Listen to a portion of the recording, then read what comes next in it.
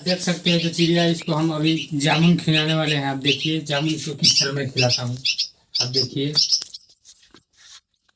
ये देखिए जामुन खा रहा है। ज़्यादा दिन का बच्चा नहीं है। आप देख सकते हैं जामुन किस तरह खा रहा है।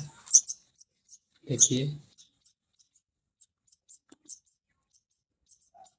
इसको बहुत छोटा में लाए थे, आप तो जानते हैं, आपको वीडियो रिपोर्ट किया है मैंने छोटा का इसका।